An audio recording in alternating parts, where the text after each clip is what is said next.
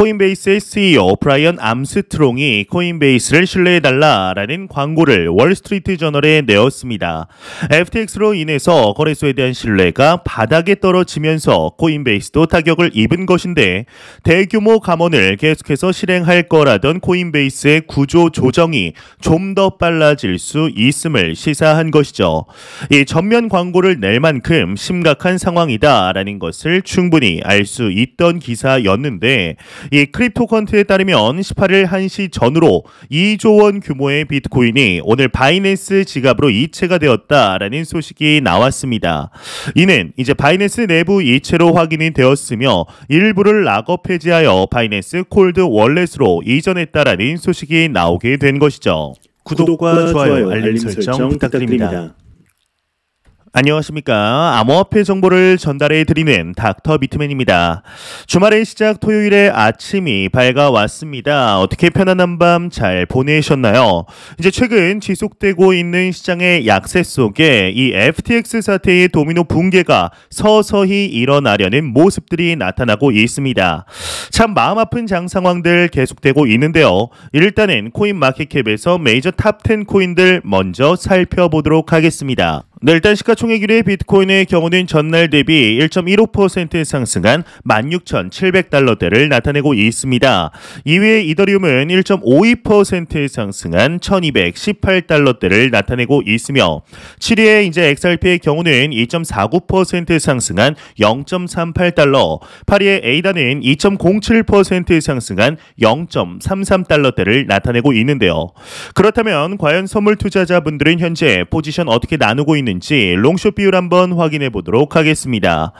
네, 일단 비트코인을 보게 되면 거의 비슷한데 숏 포지션이 50%로 소폭 우위를 점하고 있으며 이더리움 또한 이제 숏 포지션이 52%, XRP의 경우는 롱 포지션이 52%로 우위를 점하고 있네요. 네, 이제 지금으로부터 약 13년 전이죠. 2009년 이후 시장은 재정을 엄청나게 확장해 왔습니다. 이 경제 위기는 언제나 기회로 연결이 되었고 위기가 곧 기회다라는 말인 그런 의미에서 모두에게 진리로 받아들여졌죠.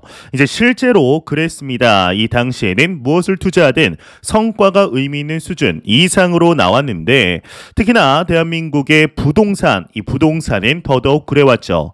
이제 아직도 기억이 납니다. 2009년 당시 TV에서 아파트를 지금 사도 되나를 가지고 뉴스가 나왔었는데 이제 중요한 것은 시장의 사이클이 생각보다 긴 주기를 가지고 있고 모두가 버는 시기에는 늘 영웅과 승자가 돋보이게 된다는 것입니다.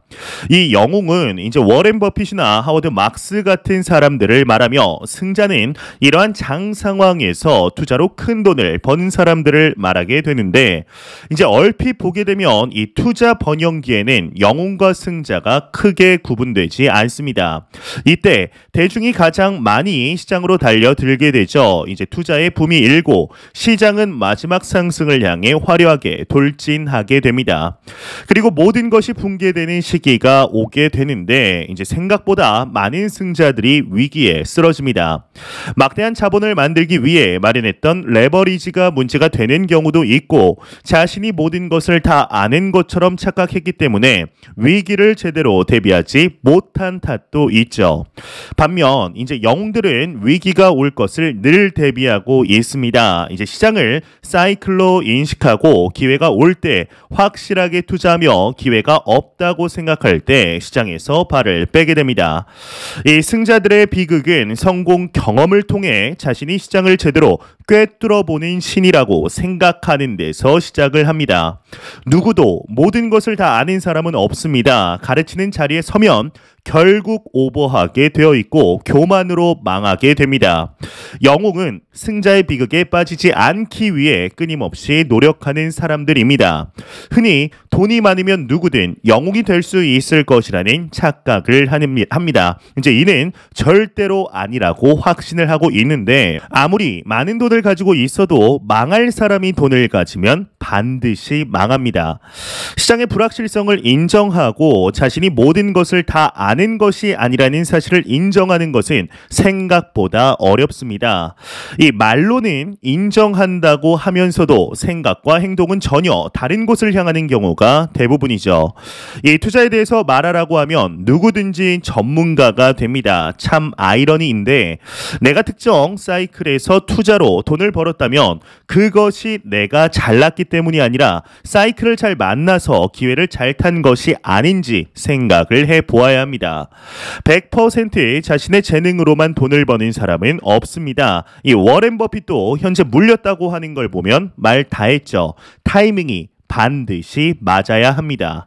자신이든 타인이든 누군가 큰 돈을 벌었을 때 그 사람을 추앙할 것이 아니라는 이 사실을 반드시 기억하시길 바랍니다. 이제 얼마 전에 코인베이스의 CEO 이 브라이언 암스트롱이 코인베이스를 신뢰해달라라는 광고를 월스트리트 저널 전면에 내걸었습니다. 이 FTX로 인해서 거래소에 대한 신뢰가 바닥에 떨어지면서 코인베이스도 타격을 입은 것인데 대규모 감원을 계속해서 실행할 거라던 코인베이스의 구조 조정이 좀 더 빨라질 수 있음을 시사한 것이죠. 이제 전면 광고를 낼 만큼 심각한 상황이라는 것을 충분히 알 수 있는 기사인데요. 이에 암호화폐 온체인 데이터 분석 기업이죠. 이 크립토컨트의 주기영 대표의 경우는 방금 전 자신의 트위터를 통해 이러한 이야기를 하게 됩니다. 오늘 발생한 바이낸스의 대규모 내부 비트코인 이동은 긴급한 상황에 고객들의 요청을 처리하기 위함일 가능성이 높다라고 진단을 하였는데 만약 이제 스스로를 내 자신을 바이낸스 최고 경영자 CG라고 생각을 했을 때 이 BNB 기반 비트코인 패깅 토큰의 락업을 해제하는 이유가 무엇일까? 이 BNB 체인 기반 프로젝트를 지원하기 위함일 가능성이 높다. 또 바이낸스가 별도의 발표를 하지 않는다는 것은 고객 또는 투자자들의 돈을 빼주기 위함일 수도 있다라는 설명을 하게 되었습니다. 이 크립토컨트에 따르면 18일 1시 전후로 2조 원 규모의 비트코인이 오늘 바이낸스 지갑으로 이체되었다는 소식이 나온 것인데요. 이는 바이낸스 내부 이체로 확인이 되었으며 일부를 락업 해제하여 바이낸스 콜드 월렛으로 이전을 했다고 합니다. 현재 이게 크게 문제가 없을 것이라고 생각한 바이낸스와 이 코인베이스에서 이러한 소식들이 나오면서 참 답답한 시간들 반복되고 있습니다. 이번 바이낸스의 2조 원 규모 이체가 파산과 크게 관계가 없어 보이는 소식이라고 하더라도 현재 투자자들 입장에서는 그래도 바이낸스는 괜찮겠지 하는 생각에 전 자산을 모두 바이낸스에 넣어놓은 투자자분들이 분명히 많을 텐데 이 소식 하나하나에 가슴이 철렁 무너내릴 수밖에 없을 것입니다. 이러한 소식들이 나오면서 현재 거래소로 비트코인의 대량 입금이 포착이 되었는데요. 이는 2018년 11월 하락 직전이 연상이 된다며 크게 하락하는 것을 조심해야 한다라는 이야기를 합니다. 2018년 11월 30일 이후 지금 최대 규모가 거래소로 이제 이체되었는데 당시의 대량 입금 2주 후에 무려 40%가량 비트코인 가격이 하락을 하면서 3,100달러로 바닥을 쳤다라는 것이죠. 이 타일러 윙클보스 형제가 만든 제미니 거래소의 경우는 이제 어제이죠. 제네시스 트레이딩이 출금을 중단하며 이와 연계되어 있는 제미니 언이라는 플랫폼의 상환 중단을 요청하게 됩니다. 이에 제미니 거래소의 사용자들은 당연히 불안감이 증폭될 수밖에 없겠죠. 이제 단 하루 만에 무려 4억 8천만 불의 자금이 빠져나갔습니다. 참 충격적이죠. 이에 미국에서는 FTX 파산 다큐멘터리 제작이 진행이 된다고 하는데요. 이 다큐가 아니라 이제 한 편의 영화를 만들어도 전혀 이상하지 않을 정도입니다. 이에 이제 월가의 유명 투자은행이죠. 이 골드만삭스의 경우는 이번 12월이나 2023년 초를 금리 인상 중단 시점으로 보는 대부분의 뷰와 달리 연준이 125bp의 금리를 더 인상할 것이고 마지막 금리 인상은 5월, 내년 5월이죠. 이제 25bp가 될 것이라는 전망을 발표하게 됩니다. 이제 다음 달 12월 25bp 상승과 함께 산타 랠리를 기대하던 투자자들에게는 배드 뉴스라 이제 나쁜 뉴스다라고 볼 수 있겠죠. 이제 그만큼 참 상황이 좋지 않은데 이 기본 경제에 대한 대한 불신에 더해서 거래소의 모럴 해저드까지 코인은 상황이 정말 최악으로 치닫고 있다라고 볼 수 있습니다. 이렇게 이제 모든 지표와 뉴스가 크립토의 안 좋은 것만 같은 상황을 견디지 못하는 투자자들이 분명히 존재합니다. 실제로 많은 매도가 일어났고 거래소의 거래 물량도 많이 줄었음을 체감하고 있죠. 지금의 이러한 신호들을 우리는 잘 기억해둘 필요가 있습니다. 이 투자자들이 콜드 월렛으로 코인을 옮기고 거래소를 떠나고 패닉셀이 일어나며 코인베이스가 월스트리트 저널에 자신들을 믿어달라고 광고를 내는 이 상황, 모든 것이 상징적입니다. 이 FTX 사태는 이제 투자자들에게 거래소나 크립토 사업자들의 자기 자본 비율과 자본의 비율이 어떻게 구성되어 있는지가 매우 중요하다라는 사실을 깨우쳐 주었습니다. 이 자본이 아무리 많다고 한들 그 자본의 상당 비율이 자체 거래소 코인이어서는 안 된다라는 뜻이죠. 이 테더, 이제 USDT 이 테더는 그러한 점에서 상당히 훌륭한 대처를 했습니다. 기업의 채권을 처분하고 미국 국채로 자산 비중을 채운 것이죠. 그러면서 시즌마다 나오던 테더 리스크라는 말이 쏙 들어갔습니다. 이는 곧 테더의 입지가 더 견고해지는 결과로 만들어졌는데 현재 게리 겐슬러와 FTX의 연관성을 조사해야 한다라는 청원까지 나오고 있는 상황입니다. FTX 사태가 워낙 여러 문제들을 낳고 있는 터라 뒤로 밀려 있었지만 이 리플과 SEC의 아미쿠스 브리프 제출이 완료되면서 조금 더 수면 위로 올라오게 되었습니다. 이제 문제의 핵심은 이렇습니다. 이 샘 뱅크먼 프리드를 뒤를 이 게리 겐슬러가 봐주었다라는 것인데 그 후에 리플을 비롯한 여러 블록체인 프로젝트들의 소송으로 게리 겐슬러가 협박을 하면서 정작 뒤에서는 FTX가 시장의 장악력을 높일 수 있게 해줬다라는 것이죠. 사실 이제 얼마 전까지만 하더라도 SEC와 리플이 극적인 합의에 도달할 수 있을 것이라는 트윗이 상당히 빠르게 퍼졌습니다. 그런데 결론적으로 여러 트윗을 통해 그런 일은 일어나지 않을 것이라는 이야기가 또다시 퍼지고 있죠. 하지만 이 FTX 사태가 리플과 SEC의 소송에도 작게나마 영향을 끼칠 것이라는 의견이 한 곳으로 모아지고 있는데요. XRP 투자자들이야 이 여세를 몰아서 SEC가 패소하길 바라겠지만 이럴 때 최선은 사실 합의로 가는 것입니다. SEC는 결코 쉬운 상대가 아님을 우리는 잊어서는 안 됩니다. 이 비트코인은 나름의 반등을 모색 중이지만 번번이 저항선에 막히면서 제대로 된 상승이 어려운 모습을 보여주고 있습니다.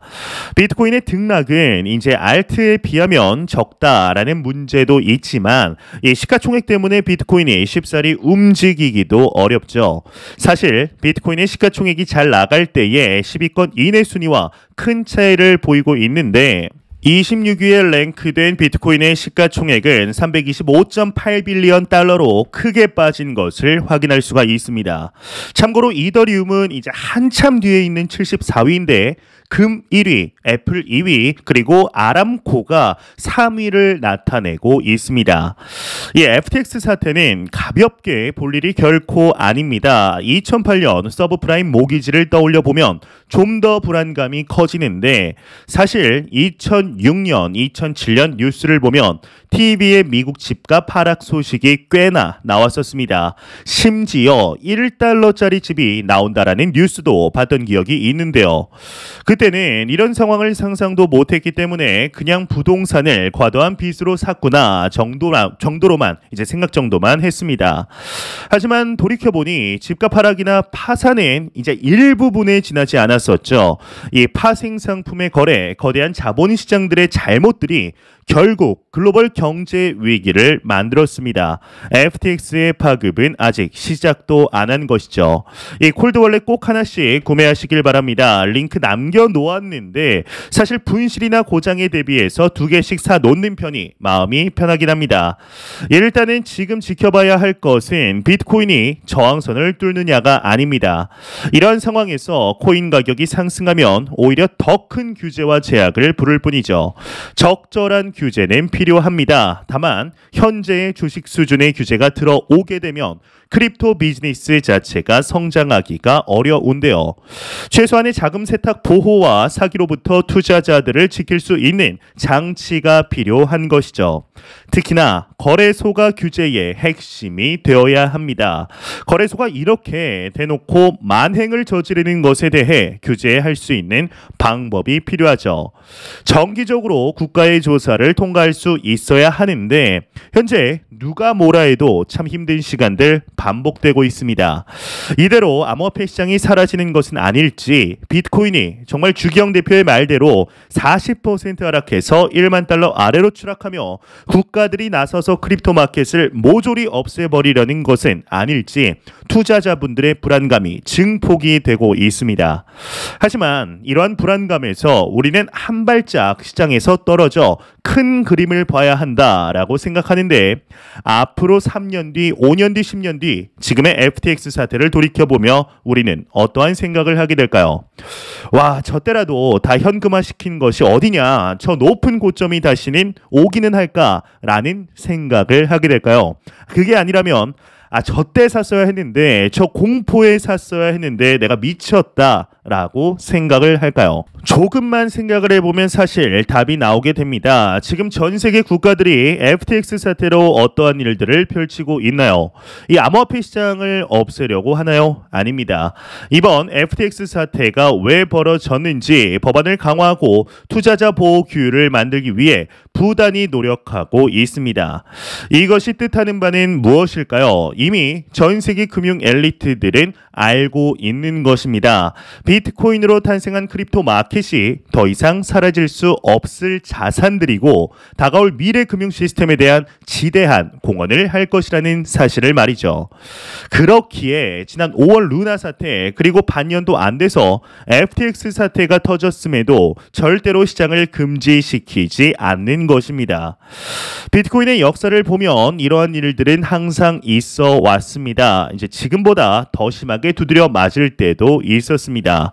그렇지만 언제나 비트코인은 살아났으며 과거에도 그랬듯이 다가올 미래도 똑같을 것입니다. 지금이 2008년 금융위기 때보다 매크로적인 요인들, 복합적인 요인들을 보면 더욱 어렵습니다. 여러분들 마음속에 만약 비트코인이 1만 달러 아래로 떨어진다면 어떻게 할지 생각을 해보시길 바랍니다. 최악의 상황을 우리는 준비해야 하며 모두가 더 이상은 희망이 없다고 말하는 시기 그 누구도 태우지 않고 갑작스럽게 상승하는 비트코인을 보게 될 것입니다. 언제나 그랬기 때문이죠. 그렇기 때문에 코인은 여유 자금을 통하여서만 진행하셔야 합니다. 매 영상 말씀드리지만 절대로 단기적인 시각이 아닌 장기적인 시각으로 또한 오랜 시간 동안 함께 할 수 있는 여유 자금을 통하여 투자를 진행하시길 진심으로 바라보겠습니다. 네, 제가 준비해온 소식 여기까지입니다. 영상 도움이 되셨다면 구독과 좋아요 그리고 광고 한 편만 처음부터 끝까지 시청 부탁드립니다.